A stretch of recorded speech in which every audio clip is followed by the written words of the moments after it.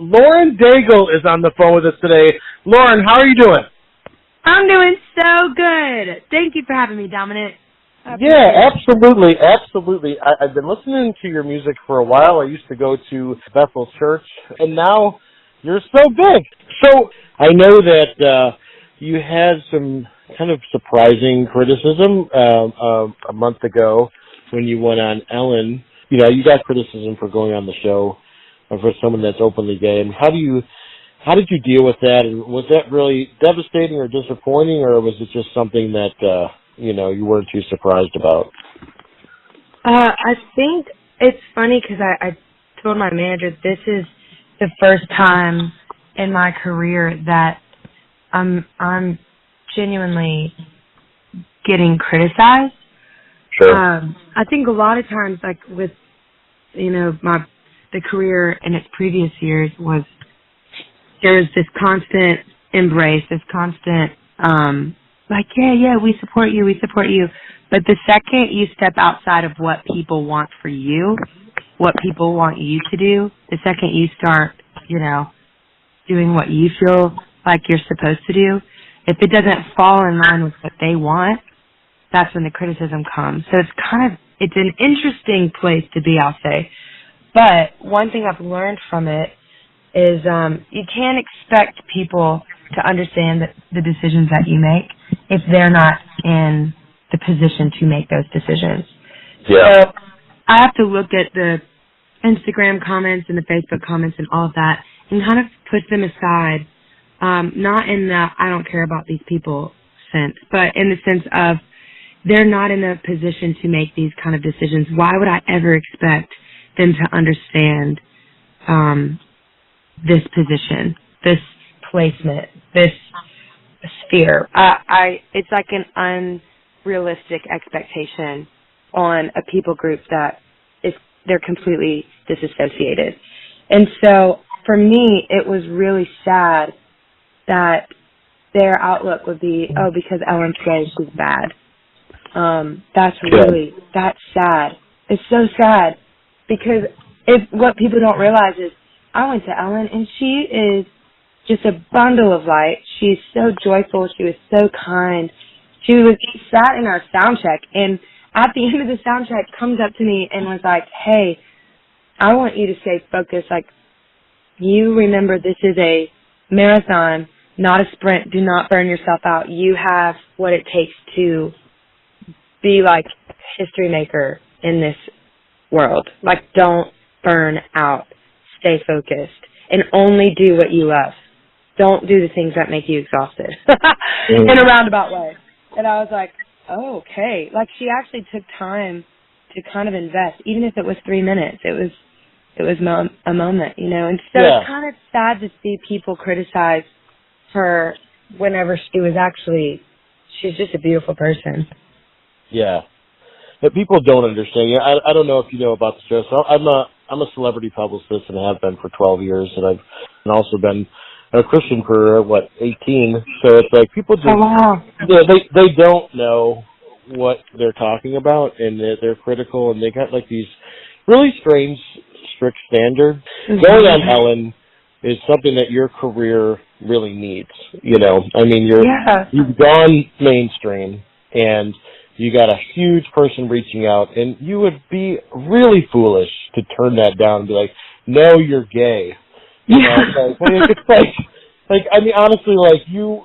Perfect way to end your career. Yeah, like, if I was your publicist, I'd probably just quit if you did that, but it's just like, what are you thinking? But it's a great way to put it. It's like, people don't know because they're not there, and they're talking out of their ass, and they think they know what they're saying, and they don't know. And that kind of brings me to my next question is, I put this video on of Jen Johnson from Bethel on YouTube, right? And it wound up getting like 1.5 million views. It was a really great thing where she just kind of spontaneously worshiped like she does. And then I got all these comments, thousands of comments, and a lot of them were about that Jen had her arms, her bare arms. It was a sleeveless dress that went down to the floor. Oh my gosh. And but everybody had such a hard time with her leading worship and showing her arms, which is really bizarre to me. But apparently it's common, right? And then you do worship. Sometimes you'll wear shorter shirts or whatever. And, I mean, do you get criticized for the way you dress while you're worshiping? And yes, that happens for sure. It's so obnoxious. The thing okay, I might get in trouble for saying this, but someone once told me if that is something that causes a man or a woman or whatever to stumble, that's not a pure reflection of you, Lauren. That's just something they need to work out. And I was like, it's just kind of crazy that, I mean, I guess if Jen Johnson didn't have pretty arms, it wouldn't be a big deal. Let's really call a spade here. Because that's what it's all about. But she has beautiful arms, and so people are, like, flustered. It's just ridiculous. But once again, like, I think it comes from people constantly have this way of placing the blame on the wrong thing or pointing the finger at the wrong thing. If they can illuminate something, it creates distraction. But I think Jen's amazing. I love that girl. And go ahead and show your arms all day long because you got good arms to show the world. Yeah. If we want to talk about God, let's just talk about his creativity in order to make all of this. Might as well show off some art. Yeah. No, that's actually a good point. I didn't think of that because, if it was like, if Jen was my size and had, a tank top on, it wouldn't be a problem. I'm about 300 pounds. Yeah. So it has everything to do with you and her, like, being attractive. And so that makes another point, too. So now, are you single? Are you dating? Are you married? Like, what is your relationship status right now? I am single. You're single? Yes. Go on, single. I'm married to my career, if that's a thing. So, have you had any celebrities, guys, reach out to you thus far? Not yet. Not yet. But yet is the big word. Who is your celebrity crush? Oh, gosh. I have no idea.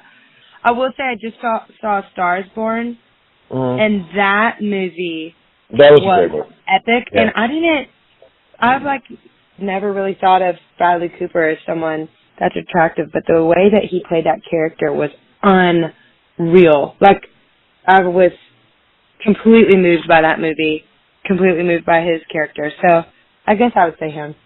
So you like the drunk? In that role. Yeah. The drunk, strung out guy that eventually hangs himself. That's what Lauren's looking for. Oh my gosh! I hate to do this to you, Lauren, but I usually ask some tough questions.